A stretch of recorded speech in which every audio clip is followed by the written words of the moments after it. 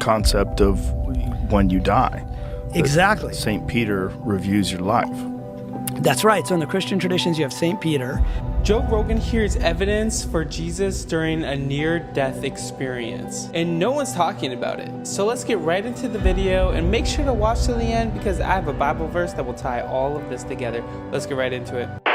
And this was how I first heard about this thing, which is called the life review. And a lot of near-death experiencers, they report these series of stages of things that happen to them, like they're floating above their body, they go through a tunnel of light, and we've heard all of this. But the most important part for me in these stories, and you have thousands of people, right? You can just go out on YouTube and listen to any of these near-death experiencers. But what Daniel called this thing called the life review he called it a holographic panoramic review of your life. And what that means, and other near-death experiencers have reported this, maybe about 20% of them, that you go through every single moment that you ever lived in like this virtual reality, three-dimensional panorama, but you see it from the point of view of everybody else, right? So if you were mean to someone, if you stabbed someone, or in Daniel's case, he was in special forces in Vietnam and he actually killed people. He said he had to experience what it was like to, get the bullet. And then more than that, experience what happened after that guy died, his wife, the guy who died, his wife and children, what kind of suffering they experienced. So it's like you're reviewing, like after a football game, right? Or after a match. You might sit there and review on the screen what happened. Right. Except this screen is like, fully immersive, the best VR you could ever have. It's like you're reliving the moment. So a couple of years ago, I was involved with a startup in Silicon Valley, and we took a game like League of Legends. You've probably heard of League of Legends, like the most popular, at least it was, esports game, right? And you've got all these guys on a field, but pretty much you play on a 2D screen, right? So we made it so you could replay the game, but you would put on a virtual reality headset, and it would seem like you were on the field in League of Legends, and you could replay from any point of view. Same with Counter-Strike Global Offensive was the one that, I was thinking of, because in that game, it's a first-person shooter, so you're like shooting people. And so literally you could go back and replay that game from the point of view of the person you shot, right?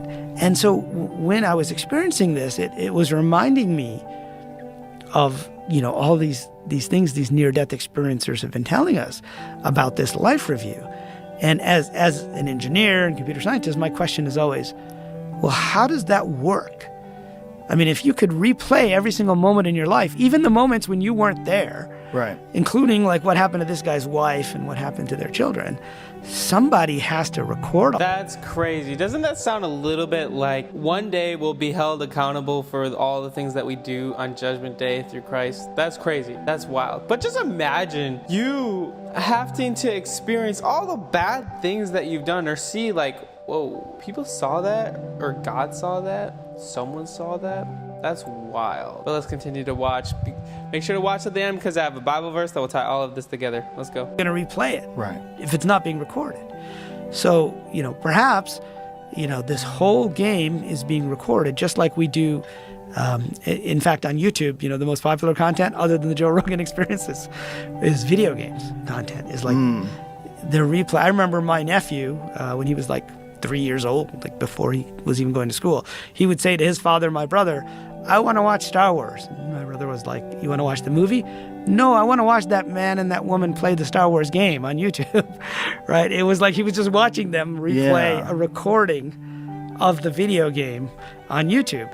And so this life review thing, which is at the crux of near-death experiences, I think gives us a clue, and an interesting clue, which ties back to your question to me, which is how do you go, how do you live with this stuff? And I say, well, what if all of this is being recorded and you're making choices and you're going to have to review it afterwards? Right? Like the concept of when you die. Exactly. St. Peter reviews your life. That's right. So in the Christian traditions, you have St. Peter, you have the Book of Life, right? Which, theoretically, depending on who you ask, the recording angel has written down, whether you get into heaven or not by reviewing your life. Well, it turns out in the Islamic traditions, they get much more explicit about what that is. They call it the scroll of deeds. Okay, now, of course, remember, 2,000 years ago, they had to call it something people would understand. The scroll of deeds, there's two angels. And you've probably seen, like, in the movies, in the animated movies, they'll have, like, the angel and the devil.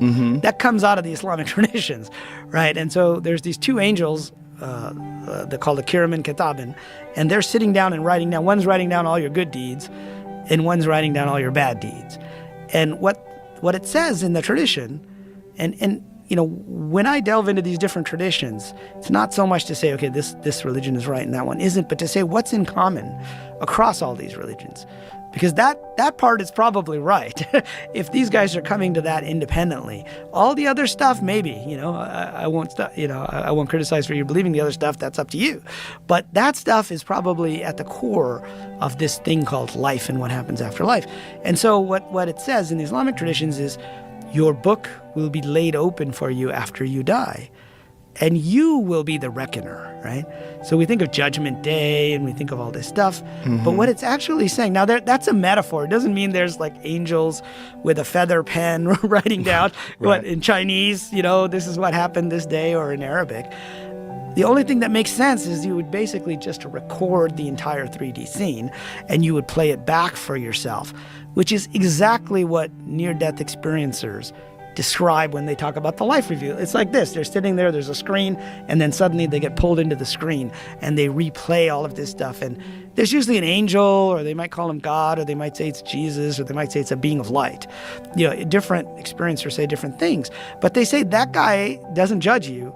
You're looking at it saying, oh, crap, I was going to try to be a better person to my wife this time around, and I wasn't, and I did this or I did that, or my kids, or, and they tell us that the moments that matter are the small moments in how you treat other people. Like, that's the thing you're most proud of, or you're like, damn, I treated that person in grade school. We all made fun of her, and I should have been her friend. Like, those are the things that really matter. All of the commandments are summed up in these two: to love the Lord your God with all your heart, soul, and mind and strength, and then to love your neighbor as yourself. And that would make sense, but really, I believe it's all about this Bible verse here that will tie all of this together. 2 Corinthians chapter 5, verse 10 says, "For we must all stand before Christ to be judged.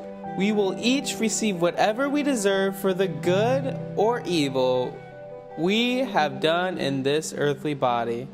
Dang, that sounds a lot like what this guy's describing. I encourage you to go to God today before it's too late. He loves you so much. And the problem is, this one problem, we cannot make it to heaven. It's sad, I'm sorry. But because of Jesus dying on the cross so that we could be saved, and whoever believes in him, then you will get to be with God forever. So guys, I encourage you to do that today. Well, anyway, guys, thank you so much for watching. Shout out to all the subscribers out there who've been supporting me through these years. If you haven't been subscribed, subscribe today. Please subscribe. I'm trying to hit 10,000 subscribers by the end of the year. Thank you guys so much for watching. And let me know if you decided to receive Jesus. Anyway, guys, thank you so much for watching. Have an amazing day.